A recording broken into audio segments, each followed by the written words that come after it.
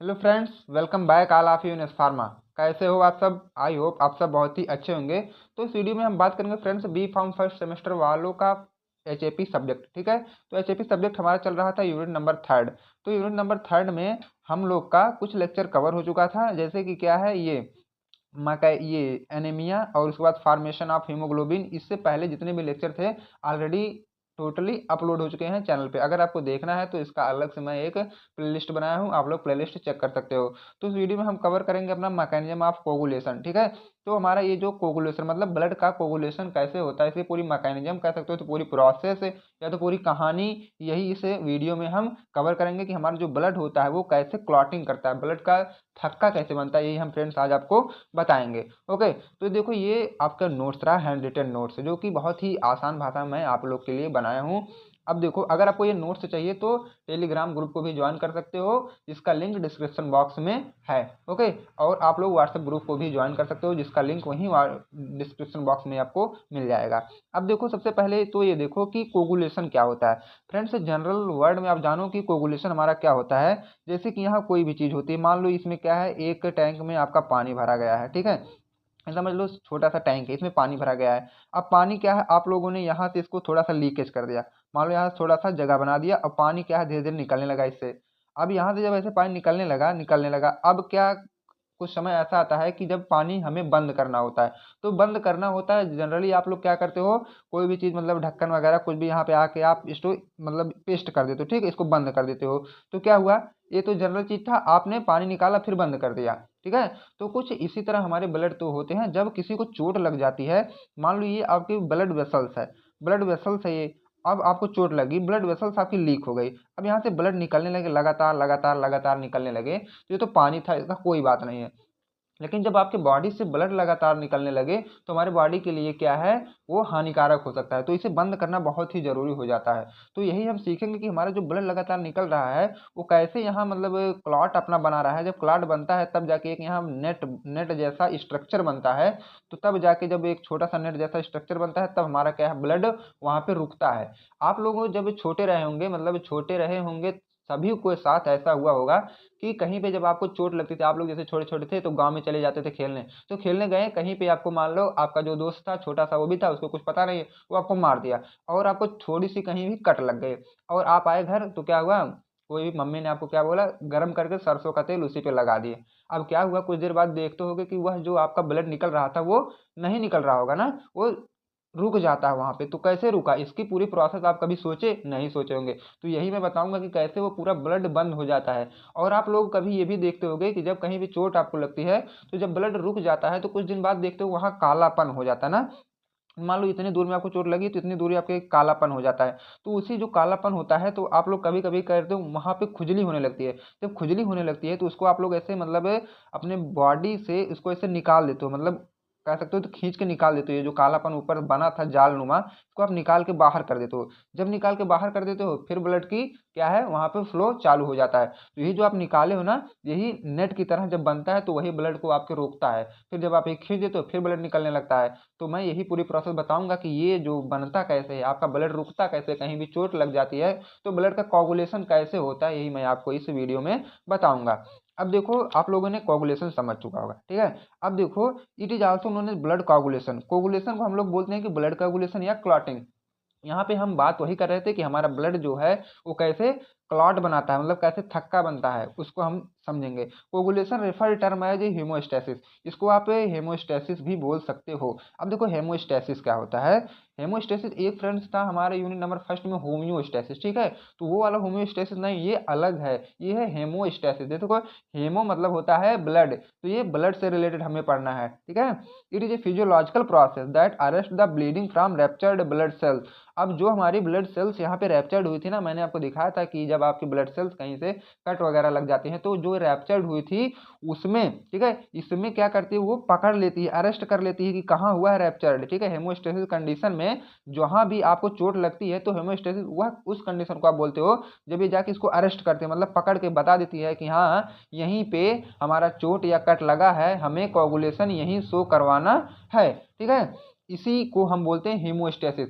अब देखो जो ये जब मान लो अब ये पकड़ लिया, हीमोस्टेसिस को पकड़ लिया कि आपको यहीं पे चोट लगी है, अब यहीं पे क्लॉटिंग करवानी है। अब ये जो क्लॉटिंग करवाएगा तो 3 टाइप से करवाएगा, इसकी 3 स्टेज होती है। तो स्टेज देख लो, आपका पहला वैसोकंस्ट्रिक्शन, या तो क्या करेगी ये, आपकी जो ये वेसल्स कटी है उसको कॉन्स्ट्रिक्ट कर देगी। कॉन्स्ट्रिक्ट मतलब उसको नैरो कर देगी, मतलब इसे अगर इतनी बड़ी है तो छोटे मतलब इसको सिकोड़ के इतनी कर देगी, उसके अंदर का जो डायमीटर वह कम कर देगी। या तो प्लेटलेट्स प्लग फॉर्मेशन, या तो जो क्या है वहां पे जो कटा है आपका वहां पे प्लेटलेट का प्लग का फॉर्मेशन करने लगेगी। या तो लास्ट वाला आपको हो जाएगा कोगुलेशन, जो कि एकदम फाइनल स्टेप है, वहां पे आपका कोगुलेशन मतलब टोटली ब्लड का फ्लो वहां पे रुक जाएगा। अब मैं एक एक स्टेप को बारी बारी देखूंगा बहुत ही डीप में। तो देखो सबसे पहला मैं बताऊंगा कि वैसोकंस्ट्रिक्शन क्या होता है। पहले इसको जनरल लैंग्वेज में ये समझो कि वैसोकंस्ट्रिक्शन आपका क्या होता है। तो वर्ड लिखा गया था वैसोकंस्ट्रिक्शन। वैसो माने होता है फ्रेंड्स वेसल्स, ठीक है। वैसो माने आपका क्या होगा, यहाँ पे देखिए फ्रेंड्स, वैसो माने होगा आपका वेसल्स। वेसल्स में सबको पता है कि वेसल्स ये हमारी जनरल से एक वेसल्स होती है, इसको आप बोलते हो वेसल्स। और कॉन्स्ट्रिक्शन, कॉन्स्ट्रिक्शन जब यही वेसल्स आपकी क्या करेगी, ऐसे कहीं भी सिकुड़ के पतली छोटी हो जाएगी, उसे हम बोलते हैं कॉन्स्ट्रिक्शन। क्या, वेसल्स कॉन्स्ट्रिक्शन, ठीक है। मतलब वैसो कॉन्स्ट्रिक्शन जब ये छोटी सी हो जाएगी, मान लो अब कट आपका यहाँ लगा, ठीक है, इतने पे आपको कट लगा है, तो इस समय ब्लड का लॉस तेजी से हो रहा है, मतलब यहाँ पे ब्लड फ्लो हो रहा है, तो ब्लड आपके नीचे तेजी से गिरने लगेगी। जब इसी को आगे चल के ये कॉन्स्ट्रिक्ट हम कर देंगे तो उसमें से क्या होगा, ये जो इतनी एरिया इसके बीच में थी ना, जब ये कॉन्स्ट्रिक्ट होगी तो ये एरिया थोड़ी सी कम हो जाएगी। जब थोड़ी सी कम होगी तो ब्लड का लॉस जो है थोड़ा सा कम होगा, ठीक है। ये तो वैसो कॉन्स्ट्रिक्शन का जनरल था। अब देखो हम अपने नोट्स में क्या लिख के लाए हैं थ्योरी के अकॉर्डिंग, ये भी ब्रेन बहुत ही आसान है।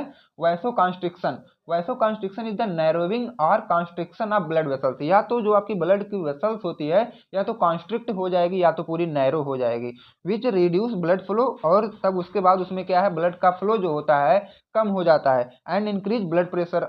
और वहां पे जब वह ब्लड का फ्लो कम होता है लेकिन इंक्रीज ब्लड प्रेशर, और वह प्रेशर जो वहां बढ़ जाता है। जैसे मान लो यहाँ पे आपकी एक पाइप ये है और एक पाइप ये है, तो आप बता सकते हो कि प्रेशर इसमें अगर मान लो मैं पानी डाल दिया तो पानी क्या इसमें से धीरे धीरे जाएगा, क्योंकि इसका जो अंदर का डायमीटर है वो ज्यादा है। लेकिन अगर इतना पानी इस पतली वाली पाइप में डाला जाए तो प्रेशर से जाएगा, मतलब थोड़ी सी तेजी से जाएगा, ठीक है। तो यही कंडीशन यहाँ दिखाया गया है। या कि मोटी सी वेसल्स है जो यहाँ डैमेज हो गई है, तो यहाँ से ब्लड क्या है लीकेज बहुत ही तेजी से हो रहा है। लेकिन यही जब वैसो कॉन्स्ट्रिक्शन हुआ, मतलब वेसल्स कॉन्स्ट्रिक्ट हुई, तो यहाँ से आपका जो ब्लड है वो स्लो मोशन में, मतलब धीरे धीरे नीचे आएगा तो ये नहीं कर रहे हैं, तो धीरे धीरे आएगा, क्योंकि ये तेजी से जा रहा है, मतलब स्पीड से जा रहा है, तो प्रेशर इसका इंक्रीज हुआ तो फास्टर निकलता चला जाएगा, ठीक है। पहला स्टेप तो ये रहा आपका। दूसरे स्टेप है प्लेटलेट्स प्लग फॉर्मेशन। प्लेटलेट का आप देखो ये गुच्छे टाइप के बन के डैमेज वाले एरिया पे आके क्लॉट हो जाते हैं। ये देखो आपका क्या है, वेसल्स हैं। अब जहां पे आपको डैमेज हुआ है ना, वहां पे प्लेटलेट का एग्रीगेशन हो जाता है। जब एग्रीगेशन हो जाता है तो डैमेज वाले एरिया को ये ब्लॉक कर देते हैं, तो हमारा ब्लड का जो मतलब लॉस हो रहा होगा वो वाली रूट क्या बंद हो जाएगी। In this process platelets aggregate, यहाँ पे क्या होगा, प्लेटलेट जो है एग्रीगेट होंगे and formed plug which stick to the damage blood vessels and prevent temporary blood loss. अब देखो क्या है, ये आपकी वेसल्स है और यहाँ पे ब्लड फ्लो हो रहा है। तो ब्लड फ्लो में आपके ब्लड में कंपोजिशन में आपको पहले पढ़ाया था, तो उसमें होते हैं आरबीसी, डब्ल्यूबीसी, प्लेटलेट, प्लाज्मा वगैरह वगैरह सभी चीजें होती हैं। तो इसमें से जो आपका प्लेटलेट है यहाँ पे आके क्लॉटिंग करेगा, वही आके यहाँ पे गुच्छा टाइप का बना लेगा। Aggregated platelets form the plug, जो यहाँ पे प्लेटलेट है वो क्या है, एक प्लग बना लेंगे, मतलब गुच्छे टाइप को बनाएंगे। एंड सील दिस टेम्पोररी, और टेम्पोररी के लिए वहां एक सील का फॉर्मेशन कर देंगे, मतलब नेट बना देंगे। और जब वो नेट बन जाएगा तो यहाँ से आपका ब्लड का जो फ्लो है वो, मतलब जो फ्लो तो सीधा तो होगा लेकिन जो नीचे कट के नीचे ब्लड आपका गिर रहा था वो रुक जाएगा। ये था आपका प्लेटलेट्स प्लग फॉर्मेशन। अब देखो लास्ट वाला जो मोस्ट इंपॉर्टेंट है, कोगुलेशन या क्लॉटिंग, ठीक है। इसमें मैं आपको बताऊंगा कि क्लॉटिंग फैक्टर भी क्या होते हैं। कोगुलेशन या क्लॉटिंग में हमारा ये होता है कि परमानेंट ट्रीटमेंट, ये हमेशा के लिए जो भी आपका कटा जला जो भी था चोट लगी थी वो बंद हो जाएगी। इसमें कुछ स्टेप इन्वॉल्व होते हैं। सबसे पहले तो मैं ये इसको आपको ब्रीफ में बताऊंगा इतनी चीजें, अगर आप इसको समझ ले रहे हो ना तो आगे ब्लड क्लॉटिंग का फैक्टर जो भी है आप इजिली समझ जाओगे। देखो सबसे पहले इसमें क्या क्या होते हैं, प्लेटलेट्स प्लस एयर, एयर मतलब होते हैं ऑक्सीजन, ठीक है। दोनों जो आपके प्लेटलेट होंगे आपके ब्लड में वो निकलेंगे, और जो आपके बाहर वाले इन्वायरमेंट में आपके ऑक्सीजन है वो दोनों जब ऐड होंगे, मतलब कॉम्बिनेशन होंगे, तो बनेगा थ्रोम्बोप्लास्टिन। अब देखो यही थ्रोम्बोप्लास्टिन प्लस कैल्शियम उसके बाद प्रोथ्रोम्बिन मिलकर थ्रोम्बिन बनाएंगे। अब ये जो थ्रोम्बिन है वो फाइब्रिनोजेन बनाएगा, ठीक है। थ्रोम्बिन प्लस फाइब्रिनोजेन है, जब दोनों ऐड होंगे तो फाइब्रिन बनेगा। और यही फाइब्रिन जो है एक नेट की तरह होता है, जो नेट की तरह होता है, तो ये हमारा ब्लड क्लॉटिंग यही करवाता है जो आपका फाइब्रिन होता है। Then fibrin is make a type of net. अब ये जो फाइब्रिन है वो एक जाल की तरह अपना स्ट्रक्चर बना लेता है और उसके बाद ब्लड से वह मतलब कांटेक्ट करता है, उसके बाद ब्लड की क्लॉटिंग करा देता है, ठीक है। अब देखो ब्लड क्लॉटिंग आप लोग जनरली तौर से समझ गए होंगे कि ब्लड क्लॉटिंग है कैसे रुकती है, ठीक है, ब्लड को जैसे क्लॉट कैसे होता है। अब देखो अगर कह सकते हो तो विटामिन के most important for blood clotting. अब अगर आपके बॉडी के अंदर भर भर के विटामिन के प्रेजेंट है तो आपका जो ब्लड मतलब फुल हो रहा है, ब्लड जो लॉस हो रहा है वो जल्दी से क्लॉट हो जाएगा, क्योंकि विटामिन के जो है रिस्पॉन्सिबल होती है क्लॉटिंग कराने में, ठीक है। अब देखो हम कुछ फैक्टर आपको दिखा दें, ब्लड क्लॉटिंग फैक्टर कितने होते हैं। अब देखो जो हमारा फर्स्ट फैक्टर है फाइब्रिनोजेन। फाइब्रिनोजेन क्या करता है, कन्वर्ट्स टू फाइब्रिन, फाइब्रिन में कन्वर्ट कर देता है। Factor second prothrombin, convert to thrombin, ये है। फैक्टर थर्ड क्या है, टिश्यू फैक्टर, जो इनिशिएट्स कोगुलेशन, ठीक है। फैक्टर फोर्थ क्या है, calcium ion, essential for clotting. ये जो कैल्शियम आयन होते हैं ना, जो हमारे क्लॉटिंग के लिए इसेंशियल होते हैं, मतलब महत्वपूर्ण होते हैं। फैक्टर फिफ्थ जो है प्रोएसिलिन, जो कि इनिशिएट कोगुलेशन करता है, ठीक है। उसके बाद देखो सेवंथ आ गया, फैक्टर नंबर सेवंथ जो है प्रो कन्वर्टिन, ठीक है, ये क्या करते हैं, इनिशिएट कोगुलेशन, कोगुलेशन को इनिशिएट करते हैं। उसके बाद फैक्टर नंबर 8 आया आपका एंटी हीमोफिलिक फैक्टर, जो कि डिफिशियंट इन हीमोफिलिया ए के लिए होते हैं। उसके बाद फैक्टर नंबर 9 वाले में आपका है, ये है Christmas factor, deficient in haemophilia B के लिए है। उसके बाद देखो 10 वाला जो है Stuart power factor, essential for coagulation के लिए ये क्या है, इसेंशियल होते हैं। उसके बाद देखो 11 वाला है प्लाज्मा थ्रोम्बोप्लास्टिन अटेंडेंट, ठीक है, जो क्या करते हैं, इनिशिएट कोगुलेशन, जो भी ये क्या है, कोगुलेशन के लिए इनिशिएट होते हैं। उसके बाद फैक्टर नंबर 12 जो है हेजमैन फैक्टर, जो इनिशिएट कोगुलेशन, ये भी कोगुलेशन को इनिशिएट करते हैं। उसके बाद देखो 12 के बाद 13 आपका है फाइब्रिन स्टेबलाइजिंग फैक्टर।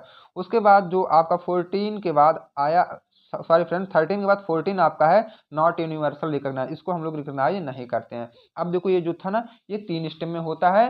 3 स्टेप मतलब formation of prothrombin, conversion of prothrombin into thrombin, conversion of fibrinogen into fibrin, ठीक है। हमें यही 3 स्टेप देखना है। अब तीनों स्टेप ये देखो, एक आपका यहाँ फ्लो चार्ट बनाया गया है, फ्लो चार्ट के थ्रू आप समझ सकते हो। एक आपको होता है इंट्रिंसिक पाथवे, एक होता है एक्सट्रिंसिक पाथवे।